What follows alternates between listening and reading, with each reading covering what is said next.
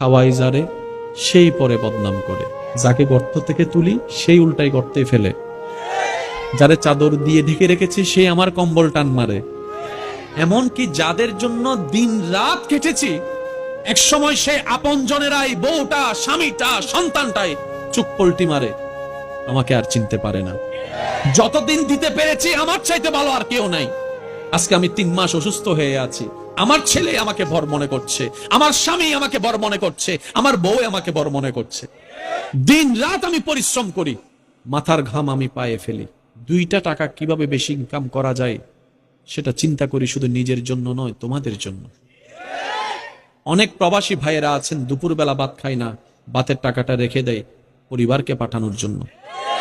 অনেক ভাইয়েরা এসেছেন, অনেক ভাইয়েরা আছেন বাদ না খেয়ে কোন রকম একটা বন একটু পানি দিয়ে পেটটাকে লোড করে আবার কাজের মধ্যে লেগে যায়। ওই বাবাকে প্রশ্ন করেন, ওই ভাইকে প্রশ্ন করেন, কেন এত ওভার পরিশ্রম করছেন? প্রত্যেকটা পুরুষ উত্তর দিবে, আমার জন্য নয়, আমার একজনের পরিশ্রমে যে 5 জনের পেট ভরছে তাদের জন্য। আমার একজনের ত্যাগের কারণে 5 জন যে শান্তিতে ঘুমানোর চেষ্টা আমি তাদের জন্য করছি।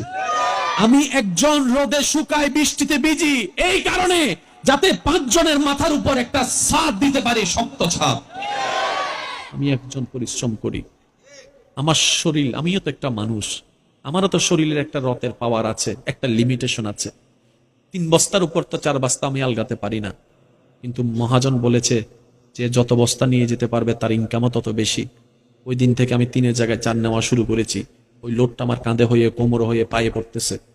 আমি জানি আমার ডিউ কমে যাবে, তারপর আমি সব ত্যাগ দিচ্ছি শুধু পরিবারের মুখে একটু হাসি ফুটানোর জন্য। সে মানুষটা যখন প্রবাস থেকে আসে, সারা দিন বাহিরে দৌড়ায়, আসে ভিন্ন জায়গা থেকে কাজ করে, ঘরে এসে যখন 2 মুঠো ভাত খেতে চায়, সেখানেও দেখা যায় এই জামিলা, ওই জামিলা, এর এই দোষ, ওর ওই দোষ, এর নামে বিচার, ও ওর নামে বিচার। শেষ পর্যন্ত ওই পুরুষ বলতে বাধ্য হয়, বাহিরেও শান্তি নাই, ঘরেও শান্তি নাই। এমনও পর্যন্ত শোনা যায়, বলে ইচ্ছা করে সবকিছু ছেড়ে চলে যাব বাহিরে কোথাও, তোমাদের যেদিকে যা মন চায় তা করো, আমার 2 চোখ যেদিকে যায় আমি সেদিকে চলে যাব। কেন বলছে? শুধু একটু অশান্তির কারণে, শান্তি না পাওয়ার কারণে। এই শান্তিটা গেল কোথায়? কোথায় আছে এই শান্তিটা? যে শান্তির তালাচে প্রত্যেকটা পুরুষ নারী তৃষ্ণার্ত নয়নে তাকিয়ে আছে, এই শান্তিটা কোথায়? শান্তি কোথায়? শান্তি কোথায়? শান্তি? রব ডাক দিয়ে বলে, বান্দা পেরেশান কেন তুমি?